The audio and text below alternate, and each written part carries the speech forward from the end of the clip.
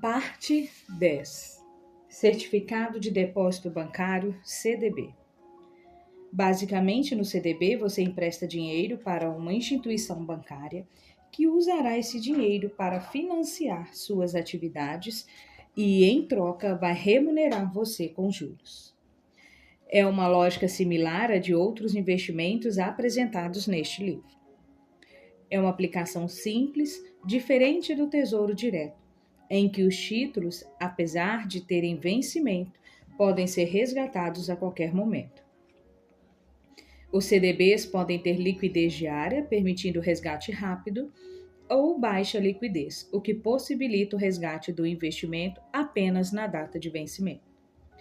A minha dica aqui é procurar pela chamada data de carência, que indica até quando o investimento deve ser mantido pelo investidor. Para os CDBs que tiverem a data de carência igual à de vencimento, deixe seu dinheiro preso no CDB até o vencimento. Caso as datas sejam diferentes, é possível para o investidor resgatar seu dinheiro antes da data do vencimento chegar.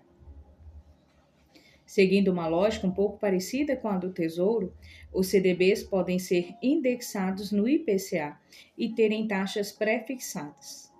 Mas, diferente do Tesouro, no qual há possibilidade de seguir a taxa de juros, os CDBs pós-fixados são indexados a um indicador que chamamos de Certificado de Depósito Interbancário, CDI. Vale dizer que, apesar da Selic e do CDI serem indicadores diferentes, ambos possuem uma proximidade muito grande.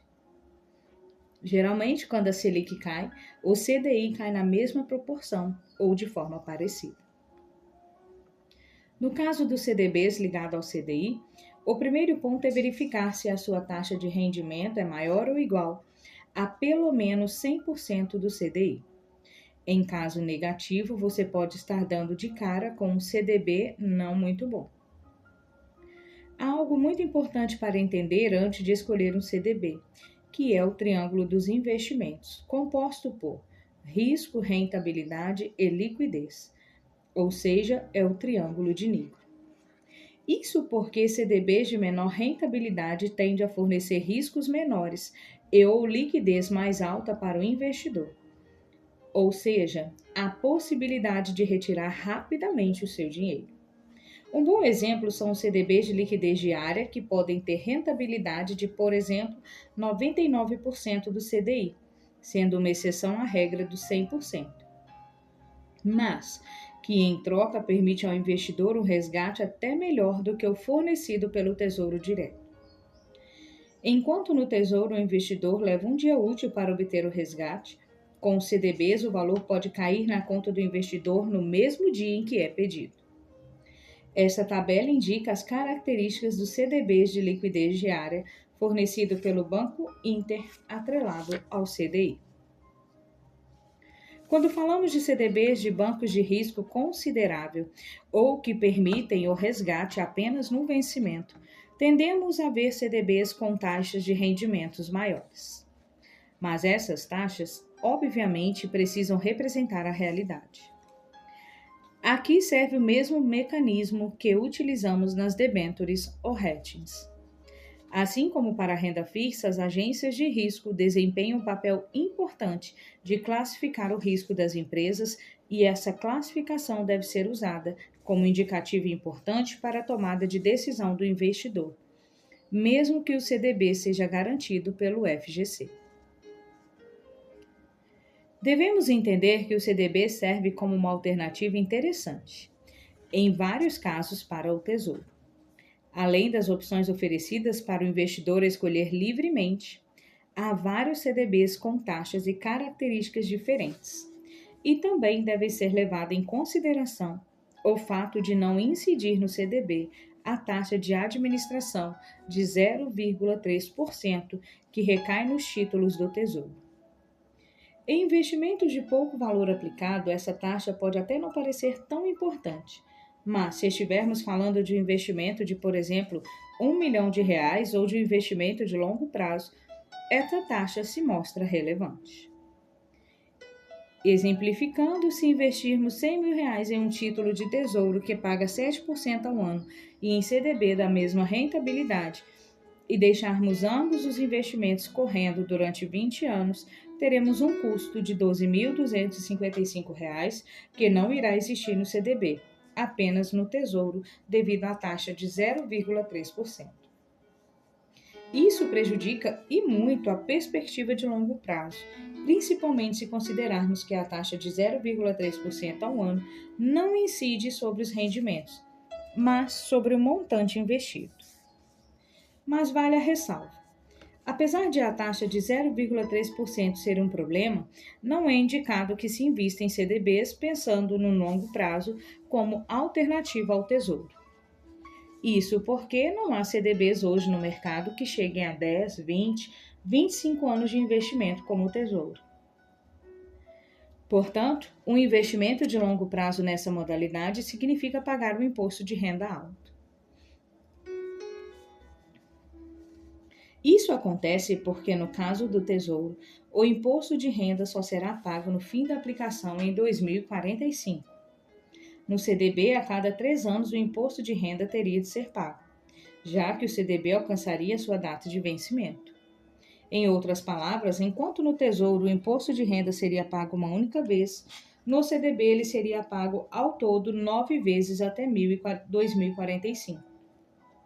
Como você pode ver, isso prejudica a sua rentabilidade. Por isso, a melhor forma de investir no CDB é fazer a aplicação pensando em objetivos. Se você precisa fazer uma reserva de emergência, há a alternativa dos CDBs de liquidez diária.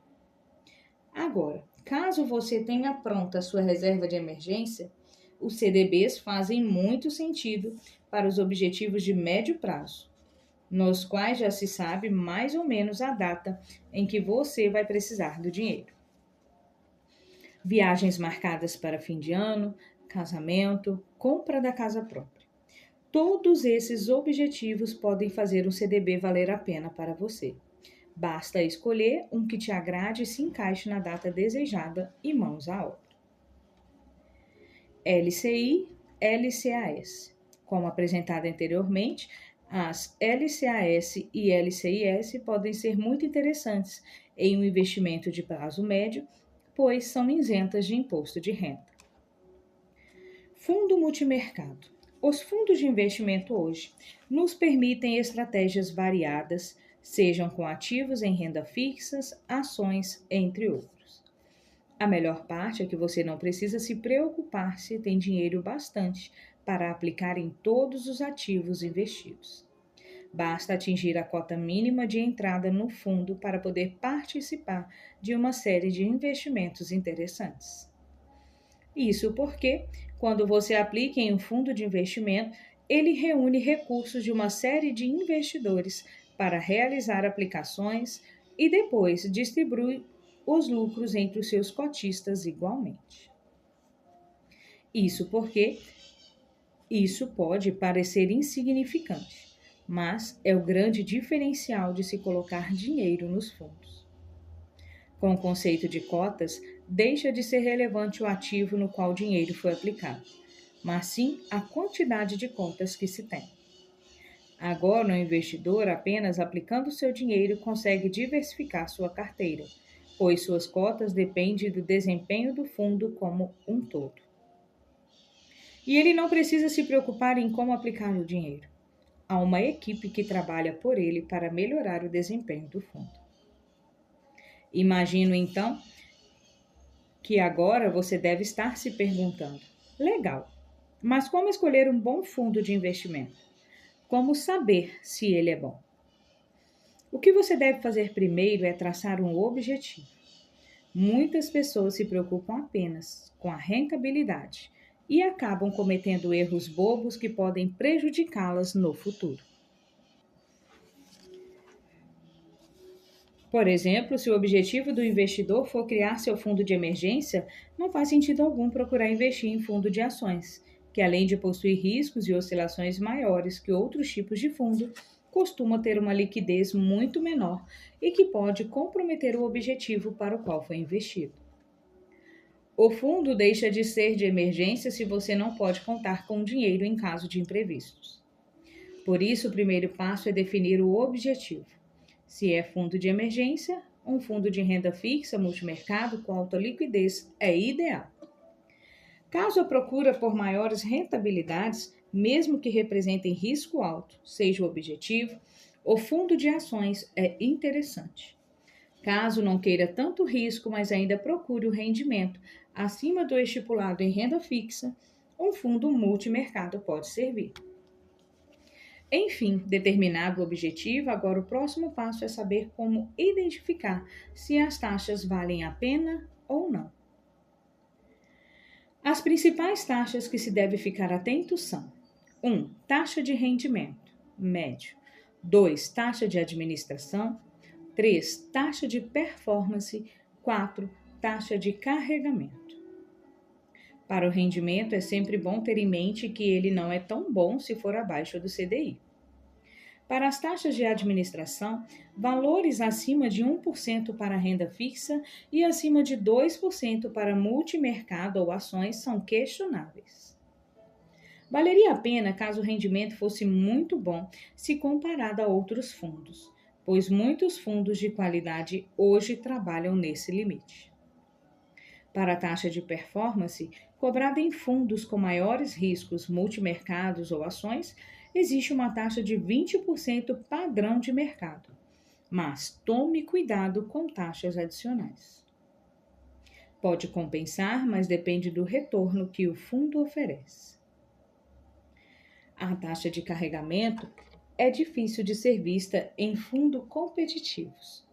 Por isso, se encontrar uma em seu caminho, é bom analisar bem esse fundo antes de escolher. Pesquise opções semelhantes do mesmo segmento.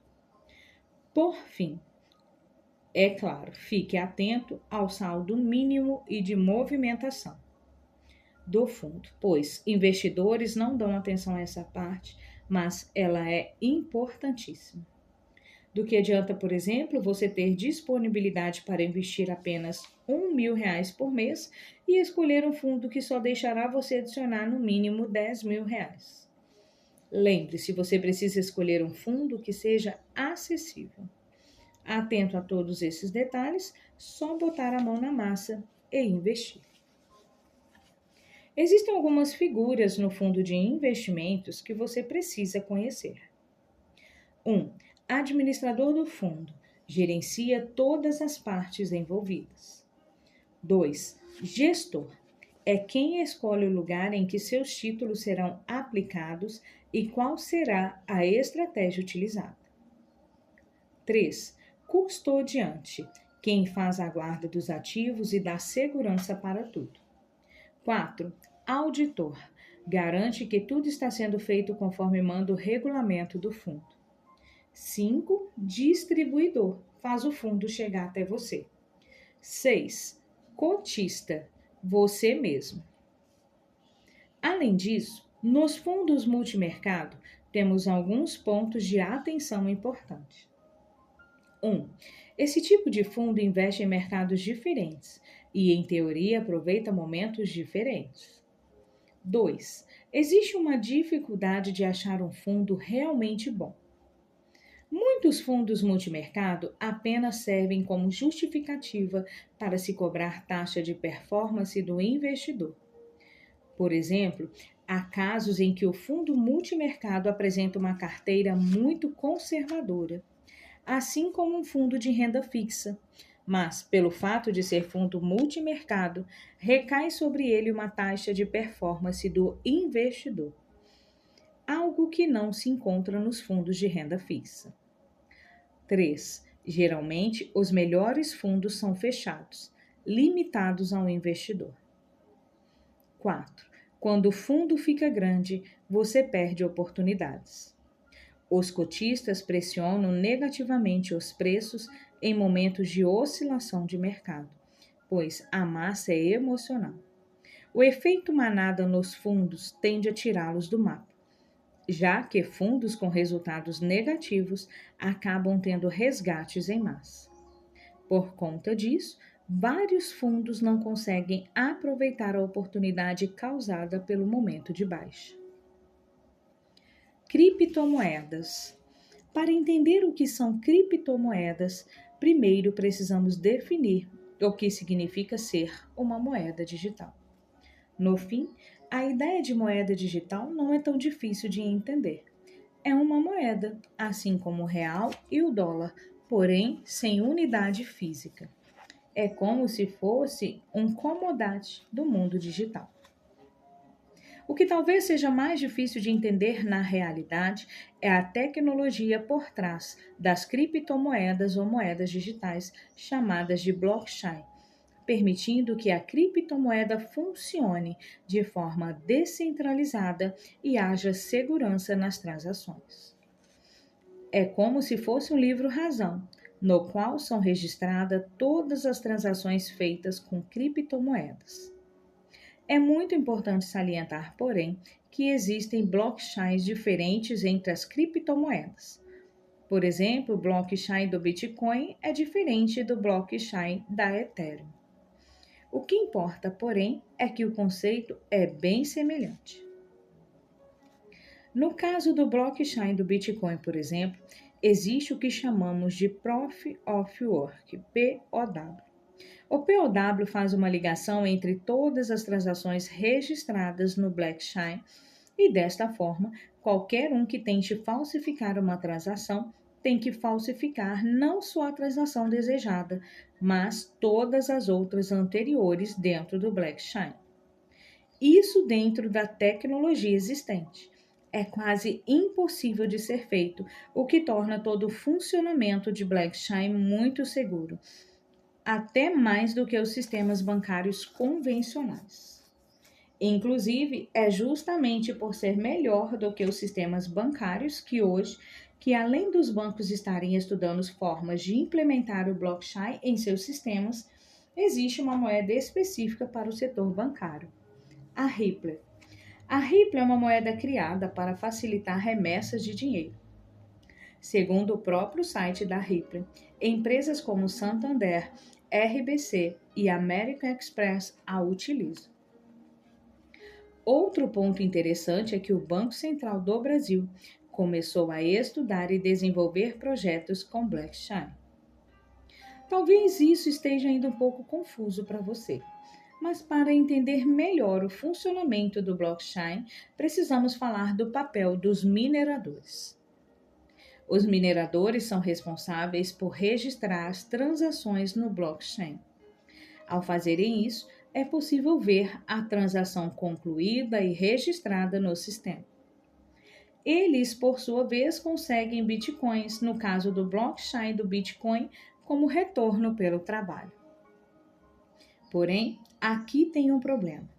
Como o número recebido pelos mineradores diminui pela metade a cada 4 anos, existe uma taxa que pode ser paga para mineradores para que eles registrem sua transação mais rapidamente. Ela não é obrigatória, mas regida pela lei da oferta e demanda. Como o mercado de bitcoins cresceu bastante, o número de pessoas transacionando a moeda também aumentou. Os mineradores podem escolher quais transações querem registrar e as que eles não querem. Se você opta por não adicionar a taxa, corre o risco da sua transação demorar dias para ser registrada, ou até mesmo nunca ser registrada de fato. Para facilitar este trabalho, existem as corretoras de criptomoedas que cobram uma taxa adicional pelo serviço. Apesar de toda a segurança envolvida no sistema, guardar bitcoins ou criptomoedas exige cuidados adicionais. Por exemplo, não se deve guardar criptomoedas nas corretoras. Os hackers não conseguem invadir o blockchain facilmente, mas isso não é aplicável para os sistemas de uma corretora. Justamente por isso, é recomendável guardar suas criptomoedas no que chamamos de wallets ou carteiras. Existem versões online mais práticas e físicas mais seguras. Criptomoedas que rendem 1 milhão%. Primeiro, preciso deixar claro uma coisa: não é possível investir em criptomoedas, mas apenas especular. Isso porque, assim como o dólar, o real ou qualquer outra moeda, as criptomoedas não rendem juros nem nada do tipo. Não só ganhamos dinheiro com as criptomoedas quando especulamos o preço delas no mercado. Entendendo isso, podemos seguir para o passo seguinte e falar de um acontecimento interessante no mercado de criptomoedas. O que aconteceu com o Bitcoin no final de 2017? Na minha opinião, a valorização crescente que aconteceu com o Bitcoin no final de 2017 e sua posterior queda foi um fenômeno que só aconteceu por causa de um efeito manada. Vamos aos fatos? No começo da valorização, tivemos notícias favoráveis. Empresas começaram a aceitar bitcoins, países anunciaram que estavam estudando a ideia, entre outras notícias positivas. A demanda aumentou, por consequência, o mercado só falava em Bitcoin e nos retornos estratosféricos. O preço da moeda subiu muito e houve um boom, mas quando até a mídia mais comum começou a falar sobre criptomoedas, o resultado já era esperado: uma correção prestes a chegar.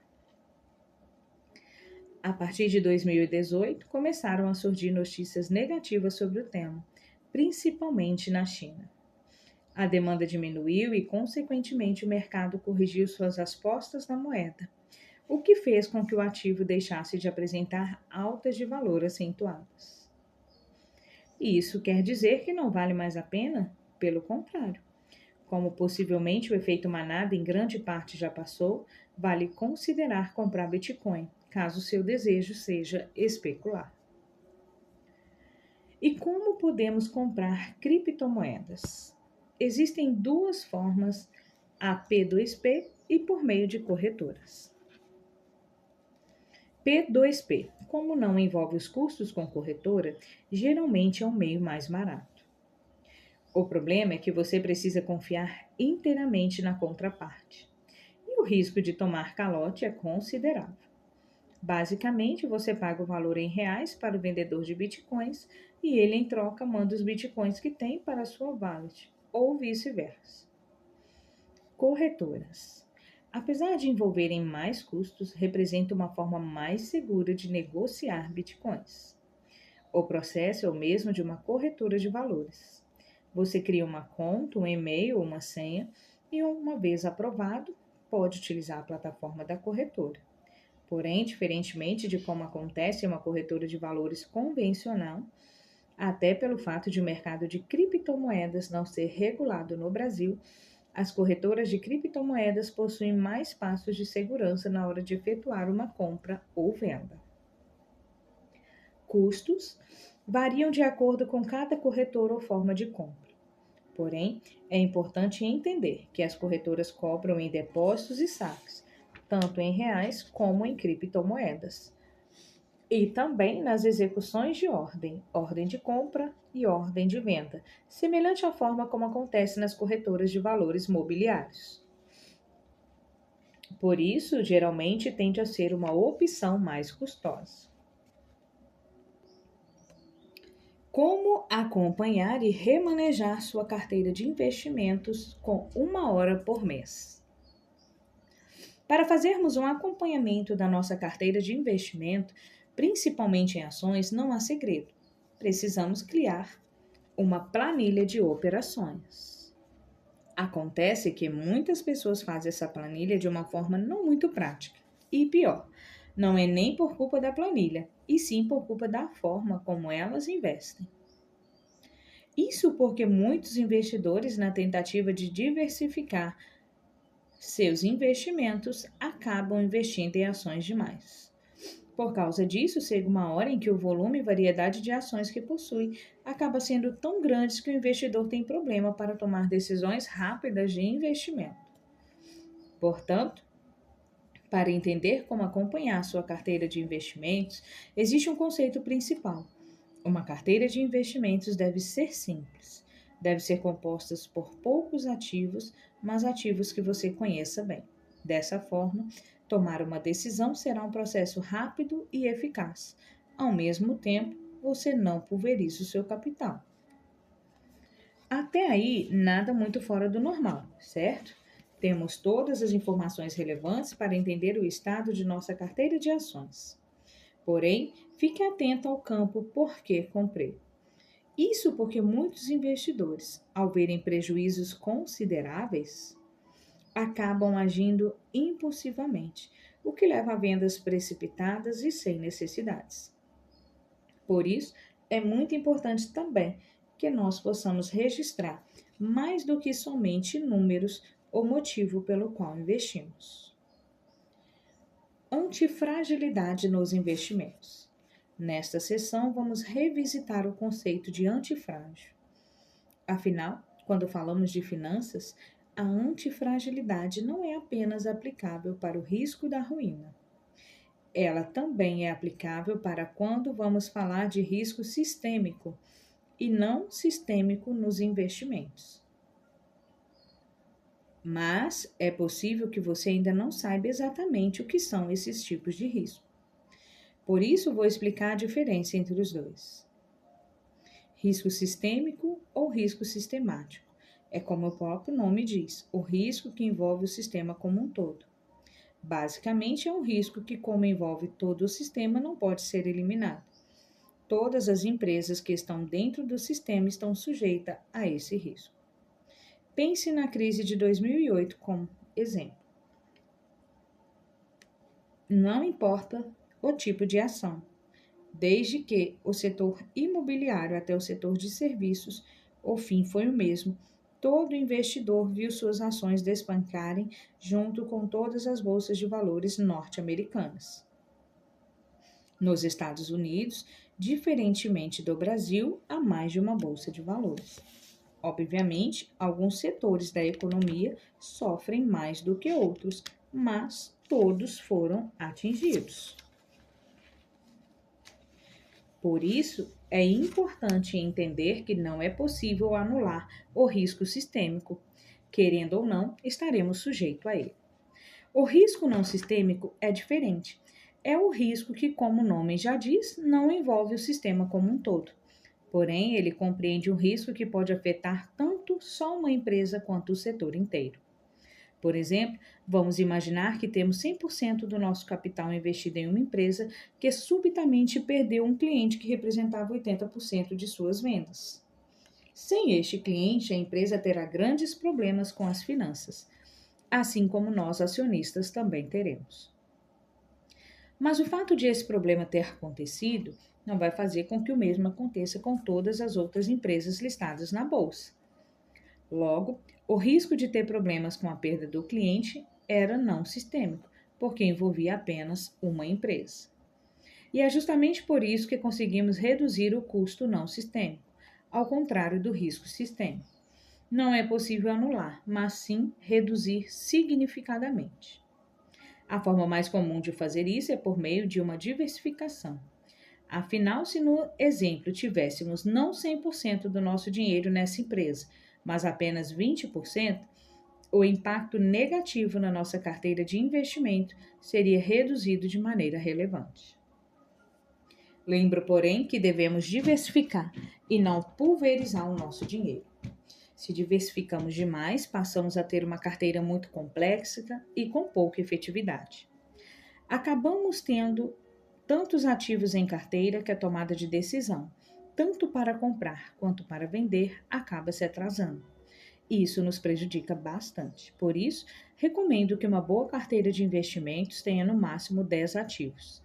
Assim, cada um representa 10% da carteira e o risco estaria muito bem diversificado. Talvez você tenha sentido falta de tratar da antifragilidade e é aqui que ela entra. Mais do que suportar a volatilidade, a antifragilidade pressupõe lidar com a volatilidade e se tornar mais forte com ela. Temos que reduzir o risco não sistêmico, não somente para aguentar o tranco, mas para nos aproveitarmos dele também. Podemos seguir nessa direção fazendo uma diversificação em que, por exemplo, há correlação negativa entre dois ativos. Peguemos um exemplo, o Ibovespa e o dólar.